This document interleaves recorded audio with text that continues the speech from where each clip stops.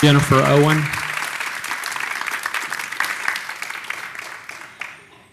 Owen.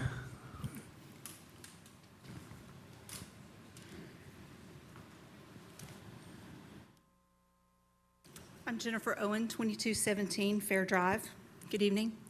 I'd like to briefly address the non-renewal policy. When I resigned last year, I had just over 23 years teaching experience. If I could have tolerated the atmosphere created by my administration for just 2 more years, I would be eligible for early retirement this coming school year. But that's not why I'm here. Though my situation was quite terrible, the difference between mine and the experience of our non-renewed teachers is that our non-renewed teachers did not know that this was coming. They were given no indication that they had done anything to cause them to be jobless. They were given no opportunity to improve or even to know what they needed to improve. They were blindsided. And when we think of the word blindsided, we often think that a person just didn't see something coming, but it really means more than that. To blindside someone is to hit or attack from the blind side, or to attack where a person is vulnerable. And that is exactly what happened to some of our people who were non-renewed. And that is wrong. Last week, I was introduced to one of our non-renewed educators. She moved to Tennessee with experience from another state, but has only 2 years' experience here. Like me, she is not eligible for retirement. Unlike me, she is the sole income in her family. She is the sole source of insurance. When I told her that I had resigned, her shoulders fell. And she said, "Oh, I wish I could have been given the option to resign." She's very concerned that she will not be hired by another county because of that little part of the application that says, "Have you been non-renewed?"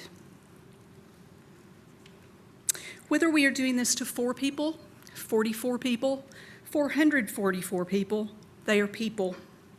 And we must be sure that what we are doing is right. The real problem here is not one that a simple policy or procedure can address. It is much larger than that. We've built a school system from the top down that shows a callous lack of concern for human beings and how they are impacted by poor administrative decisions. This cannot be fixed by policy alone. It requires community members and board members who demand better. Betty Crawford once told me, "You can't legislate professionalism," and that's true.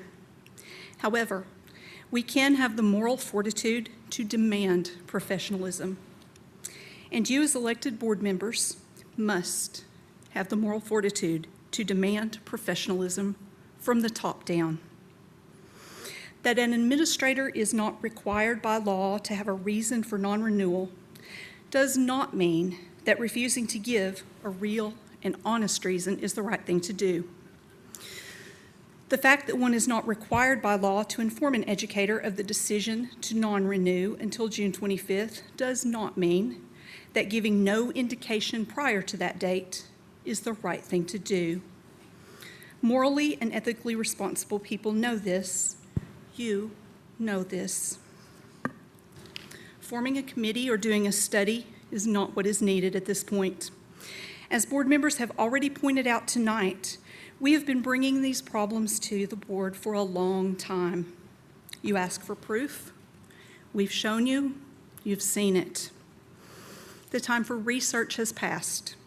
It is time to do something. It is time to take all those words of concern and show us whether you mean them or not. Thank you.